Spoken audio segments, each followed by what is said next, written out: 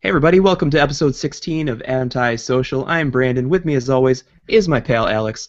Alex is right there, sitting in a junkyard, apparently.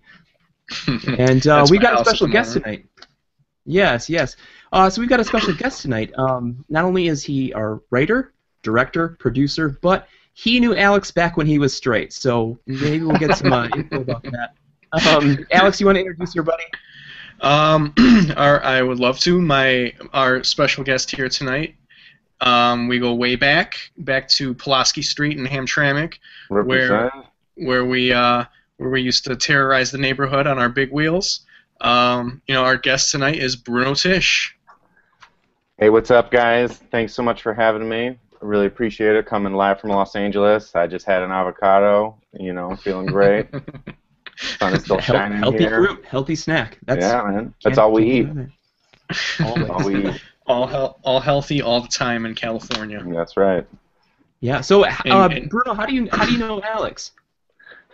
We grew up, what, 3 houses apart, Alex? 2 houses? Yeah, I don't remember. I think it's like there are 2 houses in between us. So Yeah.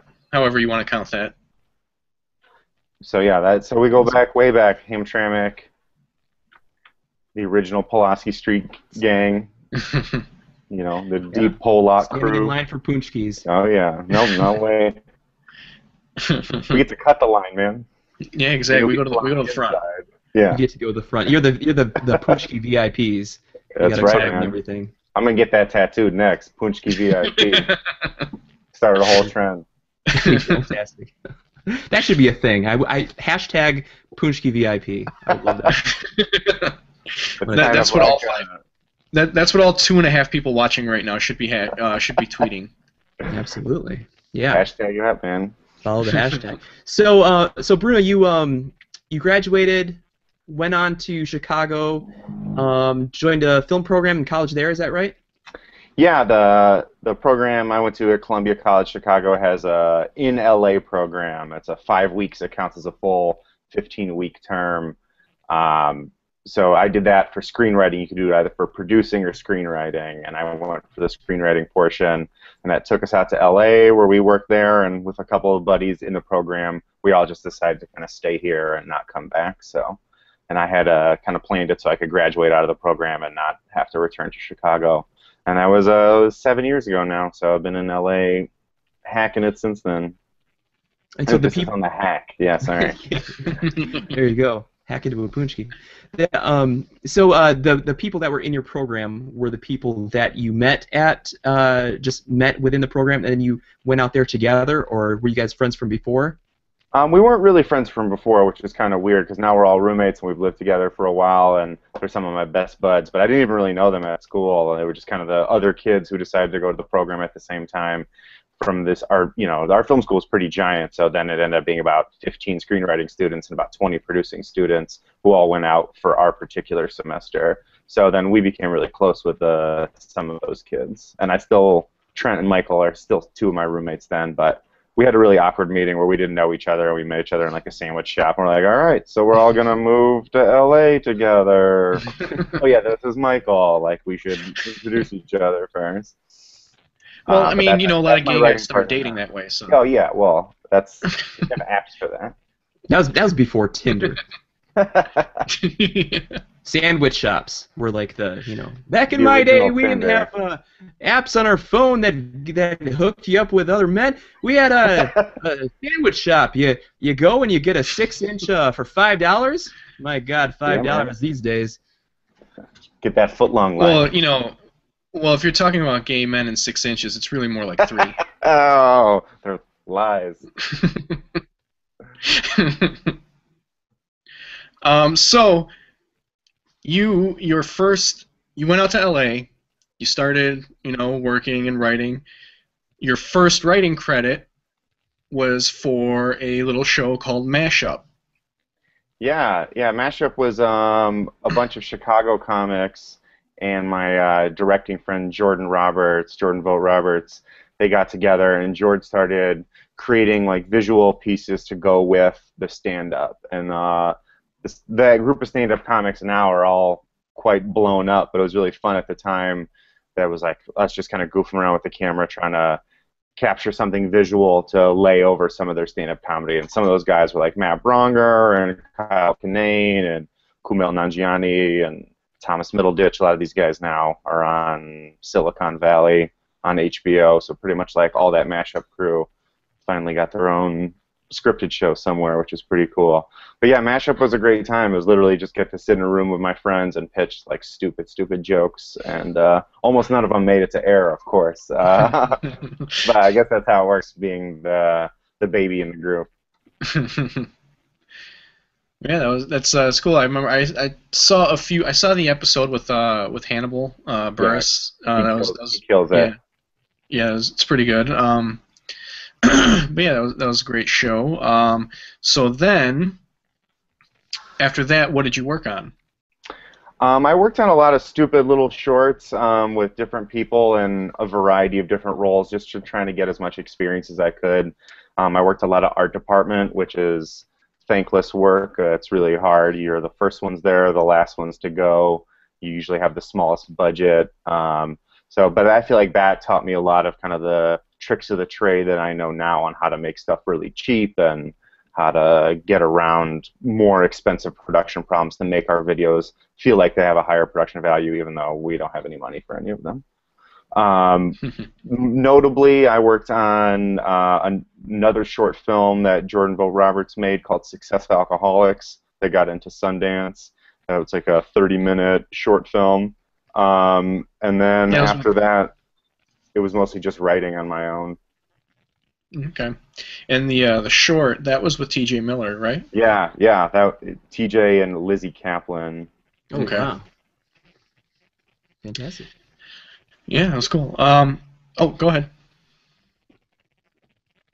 No, that's all right. All right. So now, I remember I saw in my Twitter feed that you started a website where you and your buddy. Yeah, that's Michael.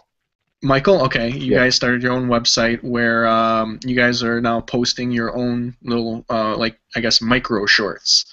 Yeah. We've been writing together for a number of years, and we wanted to get a better way to get people to kind of back to our writing. So we decided to self-produce some of our own writing so people could actually see, like, oh yeah, this is a script we wrote. Because no one wants to read a big stack of scripts, really. You know, even if you're in the business of buying them, that can be pretty tiring work. So now we want to get like our name out there a little bit more aggressively by producing our own content. So yeah, now our website, tishandavalos.com, has 2 of our videos up now, and we're editing a 3rd one. So hopefully there'll be another one soon. Yeah, I actually got to check them out today. They're really, really well done. I really like them. And you said being able to produce high quality work and put it out there has been like a big thing for you guys. Were you able to, did you acquire all that equipment on your own, or do you hire that stuff out, or how do you get a short like that made? It's definitely a lot of favors. We've built up a decent little network out here in LA, so we kind of wait for the stars to align as best we can. Like, for example, the short Drinks Games Madness, the one about the couples having the game night.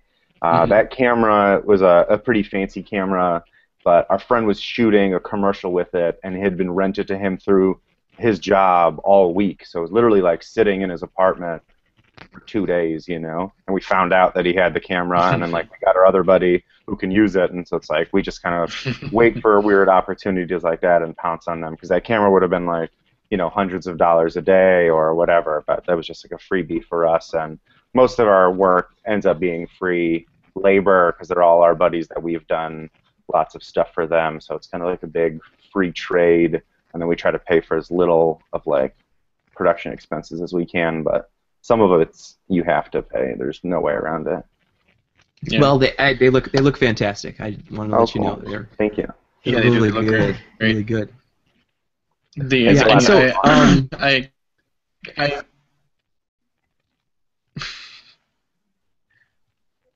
I think I'm in at once. Go ahead and talk.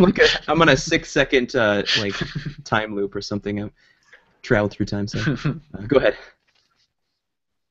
I was just gonna say, like, what is your guys' writing process? I guess, like, me and Brandon, when we write together, we're pretty much like separate. Like, Brandon will write something, send it to me. I'll give some feedback. I'll write something, I'll send it to him. He'll give me some feedback. Like, do you guys kind of write at the same time, or do you guys kind of go off separately, do your thing, and then come back together? Mostly we sit in the same room together at the same time when we write, but we pass one laptop usually back and forth. So we kind of talk about the scene really aggressively and kind of beat it out so we know kind of exactly where it should go, and then one person, whoever's kind of feeling the mojo at the time, will sit down and write part of the scene and then pass it back, and the other person will kind of then go and kind of edit or talk about it, and we just kind of keep passing it back and forth like that. Okay. All right. Well. So I guess sitting at Arbys like we do isn't like the best Yeah. process. Like, I'll write something, send it to Alex. He'll completely ignore it, send me something different. Then we'll get together at Arbys and just eat the 5 for 5 like until we're sick and like, okay, we've got 10 minutes left. And then we go, and then we're walking out and we're like, oh shit, weren't we supposed to do something? Like, can't remember what we were doing. Yeah, we were supposed to get more barbecue sauce. Yeah, bring it home, man. or horsey sauce to go. That's right. They put it in packets for a reason, man. The mocha shakes too, man. Well, earlier, so you mentioned Jordan Vogt Roberts. Oh, Roberts, yeah. Vogt Roberts. I can never say his name. So you mentioned Jordan earlier, and I was watching Kings of Summer, and I'm looking at the credits. I'm looking at the credits are going, and I see the special thanks at the end, and I see Bruno Tysh. Woo! So, what exactly did you do with the Kings of Summer film? Not much. I would say the biggest part I helped was Jordan when he was editing the movie. He was editing it here in LA at this place, this post-production house, and it was a lot of late nights. I would go there, and he would screen the movie for different groups of friends of his, trying to get reactions, so they were like trying to cut it before Sundance. So I ended up watching it a lot of times and was part of these feedback sessions. So I think it was pretty helpful for Jordan, but you know, I didn't do anything crazy in terms of making the movie, but I definitely helped him kind of a little bit shape, you know, the edit, and I guess he thought that was deserving of a thanks, which I appreciated. Cool. So you didn't do So were you ever on set, or no? They shot it all in Ohio on location. Jordan really tried hard to get him to shoot in Michigan, but they just like had a better production deal in Ohio for whatever reason. But they wanted that kind of Midwestern backdrop setting of the woods, and you know, right. And so obviously his first choice was to shoot in Michigan somewhere, but you know, whatever through the Big Beach, the bigger producing partner or whatever the deal was, they went to Ohio. Okay. You know, the film was great, but I think it would have been even better had it been a little bit further north. Right, of course.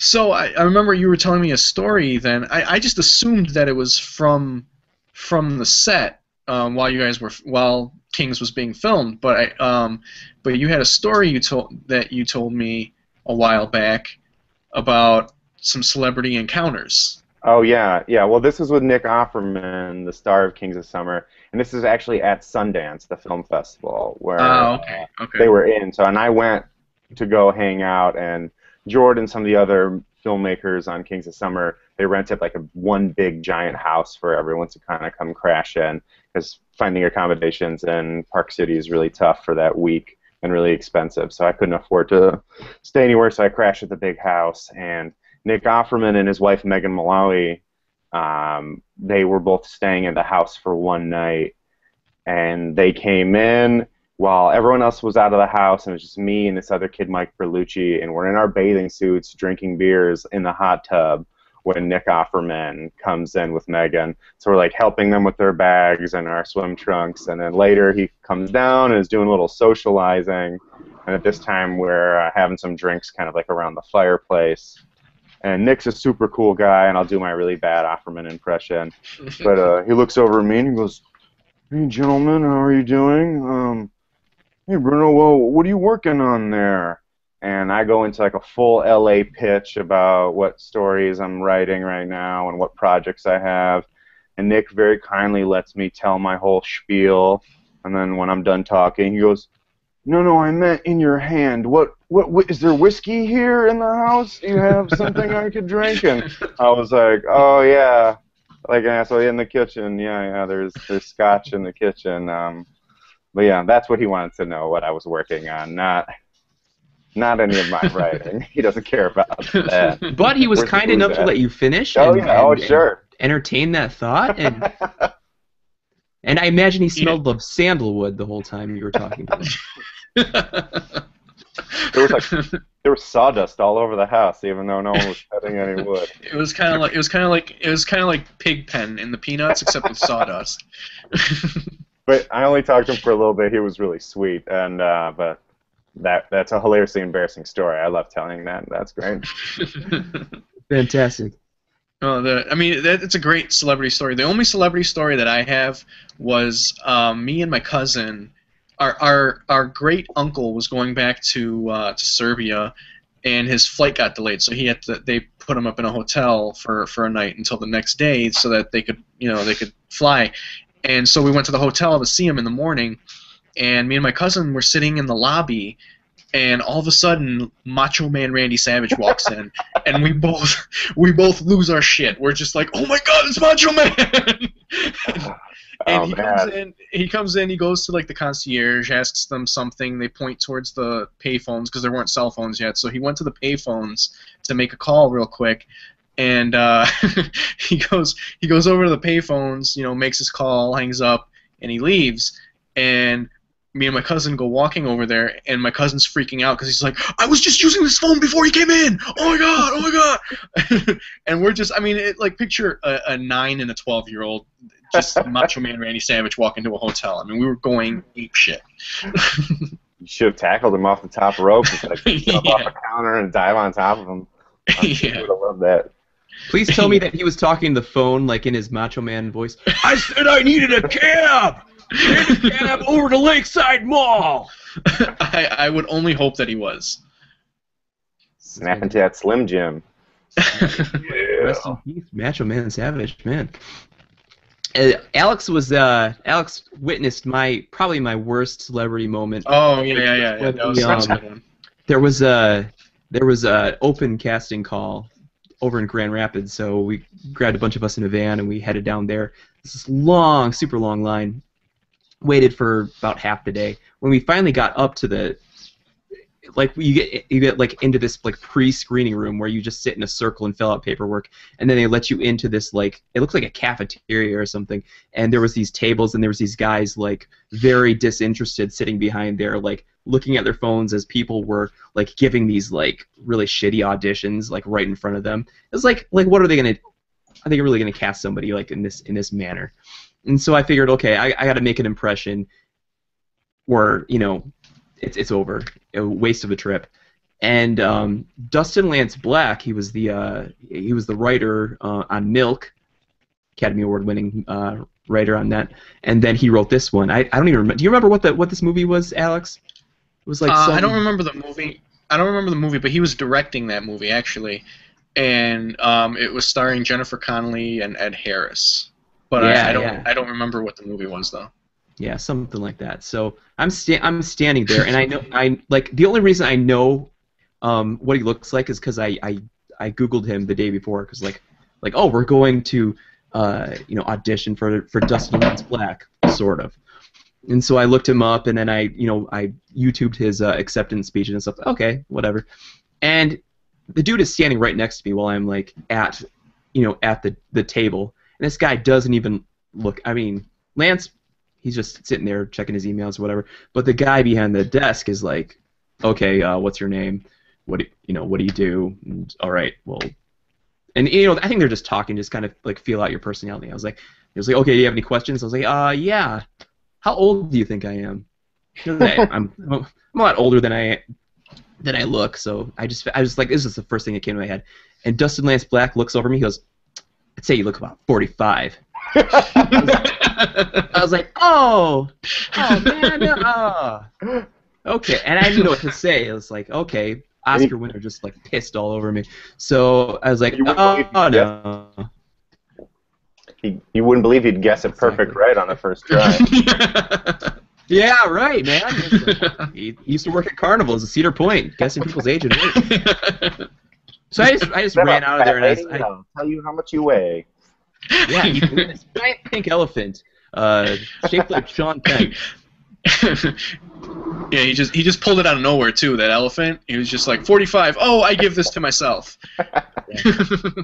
Exactly. It was embarrassing, and Alex was like, he was hitting on you, man. I was like, that's not how you hit on people. Like, I don't know what gay people, like if it's a different thing for gay people, it's like insult the person, and then like, I don't know.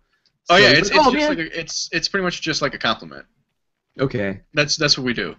Got all right, man. You should have told me before, and then I was like, hey, my friend Alex is right over there.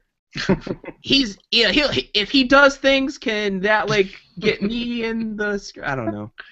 So we ran out of there, and it was. I draw the line at butt stuff, though.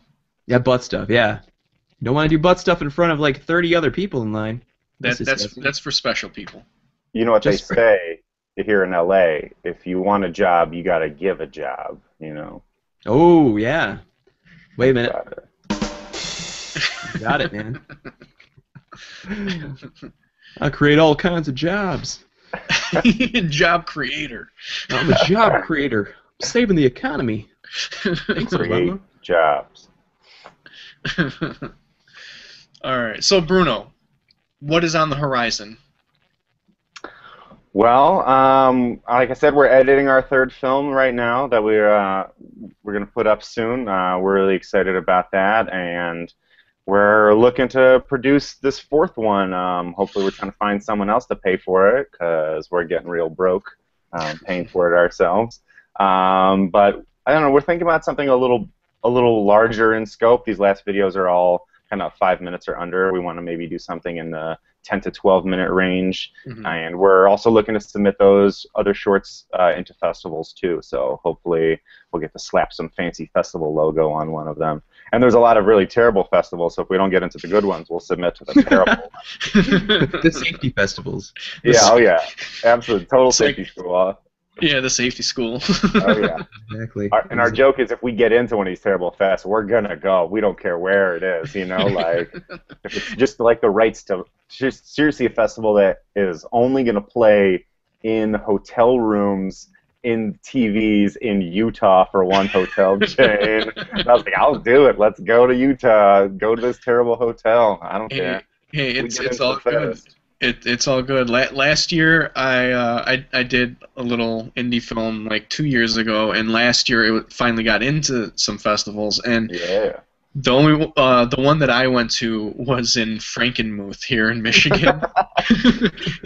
Christmas capital, man. And it was in like the auditorium of like the Frankenmuth High School. Like, nice. So I mean, it's all good. It's all good. Anywhere we can get in, man. Yep. But yeah, I did have a question. I was wondering if you guys, by design, casted actresses in your shorts that were lookalikes of Walking Dead characters. No, I don't think that was intended. Because, like most producers, our casting is about trying to talk with the prettiest girls that will talk to us for the longest. And then whoever does that, we put in the movie. Exactly. Well, it's good to know that, like, things are very similar from LA to Detroit, Hey, man. Except for in Detroit. In Detroit, we put an ad on Craigslist, and it was like, anyone who responded, we're like, yeah, come on, meet us in Novi. And people like, got a room of 30 of them, and then they got like, oh my god, we could have been rapists. We could have been, asking, we could have like talked to them about Scientology for an hour. But or tried to sell them a timeshare. Right. Exactly. We could have. We probably would have made more money doing that than probably would have our AdSense from our YouTube videos. But yeah. hey, What are we up to? 25 cents? We might be up to a baker's dozen of cents. 13 cents. I think Sweet. we're at 13 cents. You know what? You know what? You got to look at the bright side. That is 13 rides on the Meyer pony. It's 13 cents that we didn't have before. Exactly. So. Exactly. Hey, man. It all counts. Yeah. It'll get me 2 vanilla wafers. That's 13 penny stocks that we can invest in. And I don't like how Alex still calls himself the Meyer pony. Well, it's like my trademark. Oh. I mean, that's what people know me as. Just hanging out in the parking lot of Meyer. It's a lot of work. It's a lot of work going to all of those truck stops to change it on the walls. All right, I'm stuck with it now. That was old social media, that was my wall. All right. Yeah, the bathroom stall wall. Yeah. That was the original social media, man. Twitter Exactly. put the bathroom stalls out of business. They did. Right. Social and communicable. Like diseases. Yeah, exactly. Alex has done them all, and he's not famous yet. So, like, where's the justice? I've had no uncurable diseases so far. All right. Do you guys watch Game of Thrones at all? I did not catch it in the beginning, so now I'm like so far behind. But it is on my to watch list. I am going to just like go at Game of Thrones soon. He said there's too many naked ladies for him. There's some naked dudes. I've seen all of the important scenes in Game of Thrones. Thank you, internet. But yeah, I just finished The Wire, so I'm very far behind. Your brother actually said he was going to disown me as a friend if I didn't watch The Wire soon, so wow. I had to like go hard in the paint. Don't disappoint Julian.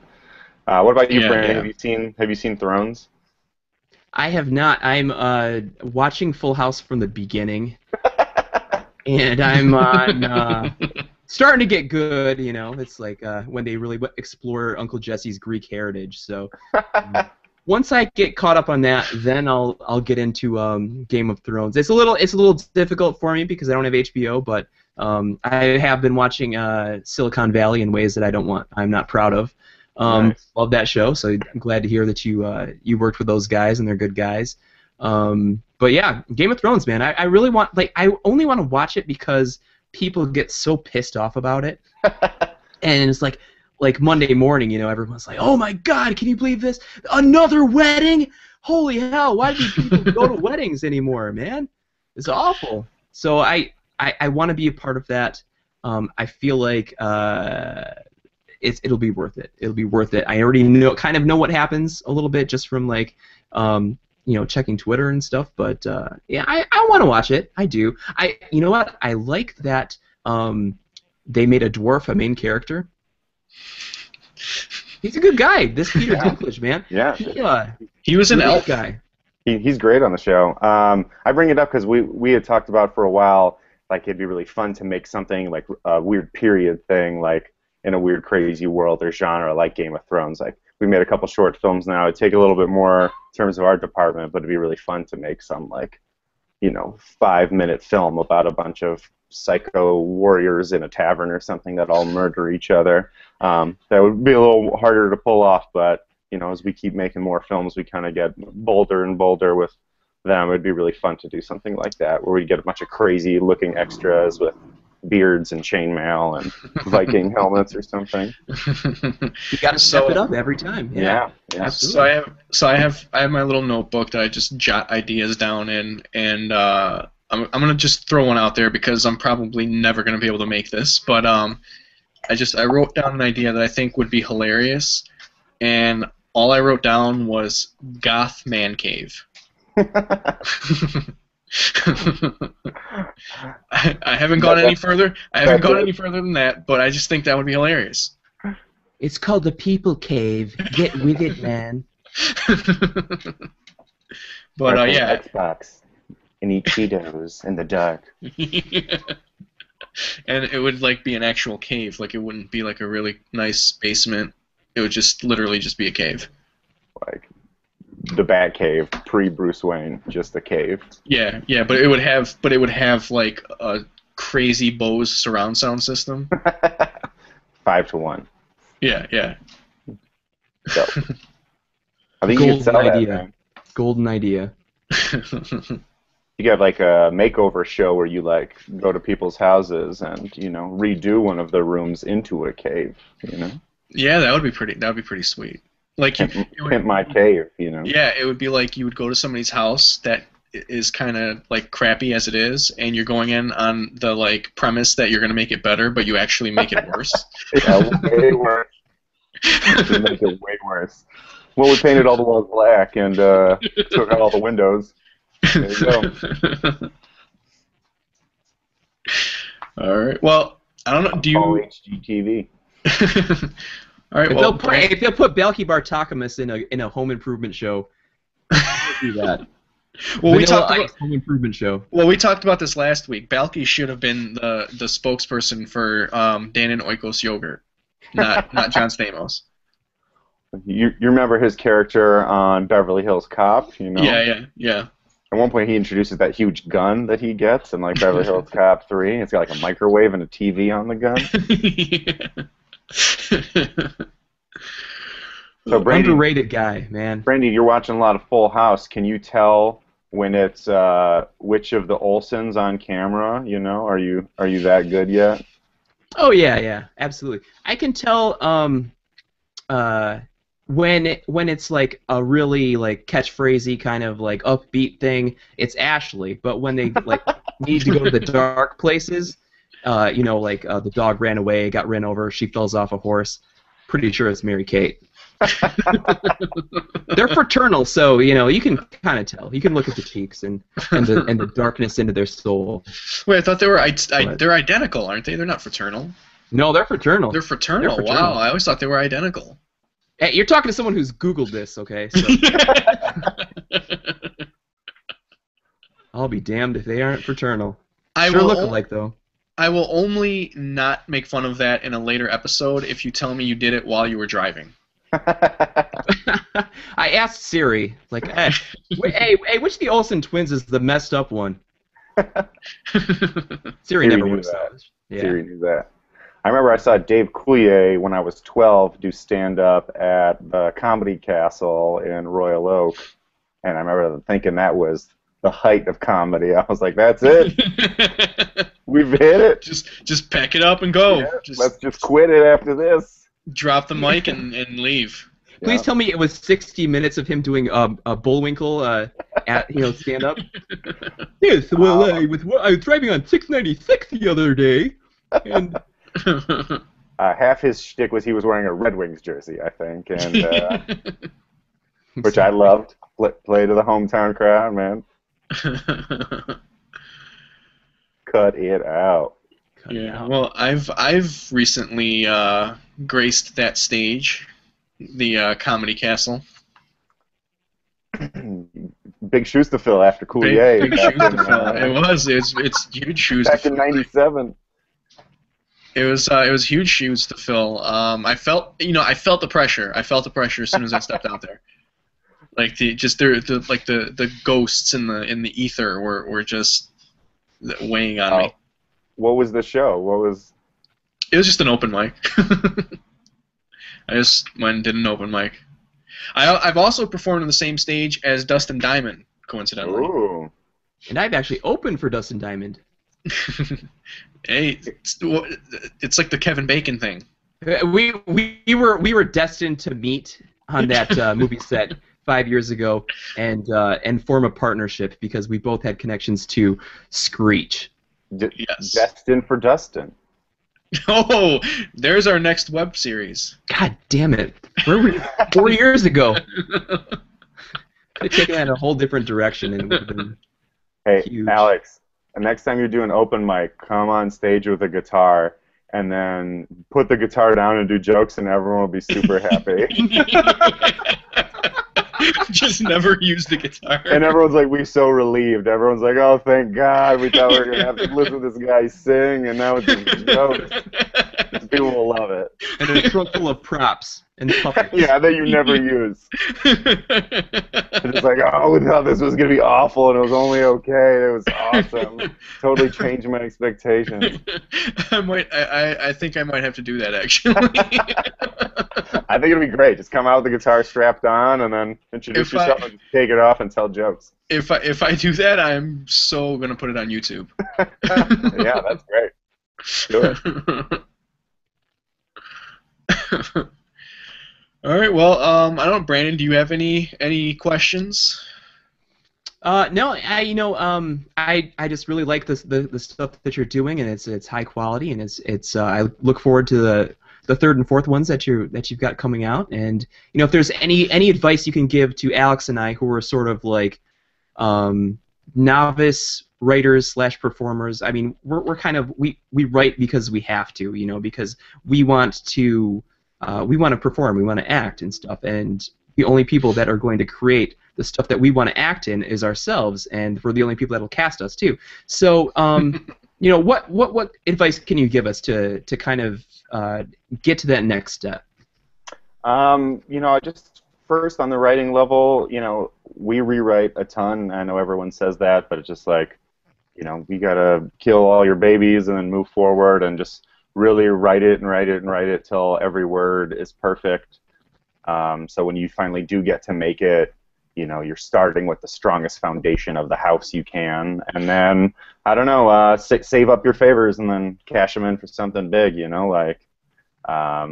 Keep doing all the free work for other people, and then trick them into helping you out, because and just try not to burn those bridges so you can get to maybe make another one if you can. But I wish there was some magic recipe, but other than just keep them talented friends close, That's Make right. them And friends with camera people. Screw Dustin Diamond. We need people with cameras. Yeah, absolutely. Find the techie friends. That's what you need. Exactly. And Alex keeps burning all our bridges, pissing all over the ashes. Guy, man. Hey, what can I say? I mean, I'm the greatest. If they don't want to work with me, that's their problem. Honest to God, every project we've done, Alex has made the joke about he wants green M&Ms in his dressing room. It's like, dude, come on! How many times have you said that? You've said that at least 10 times. Every single shoot we've done. Hey, man, Check my writing. Well, there's always new people who haven't heard that joke yet when we're filming, so I got to do it for them. Brings down the house great. every time. That's great. So I don't know, Bruno. Do you have anything else that you wanna talk about, or? I'm good. Thanks so much for having me on the show. It was a lot of fun. I'd like to do it again when we post another video or something. If you guys would have me back, that'd be a lot of fun. Absolutely. Yeah, for sure, absolutely. And are you on Twitter or anything like that? People. Yeah, you can follow me at Bruno Tysh. That's also the same thing on Instagram. Then there's also our website, tishnavalos.com. There's also Instagram for that too, at the same name. So yeah, there's definitely places you can come check us out. You see a little bit of the production life on the Instagram account for Tishnavalos. We try to give a little bit of kind of the behind the scenes, us making the props and going through all the steps of filmmaking. Fantastic. We'll put all those links in the description so people can just click on it and go right to it. So thank you so much. Really appreciate it. I'm very happy to meet you. Alex always speaks very highly of you, and look forward to talking to you again soon. Yeah, this was great, guys. It was a lot of fun. Thanks for having me. Yeah, thanks again.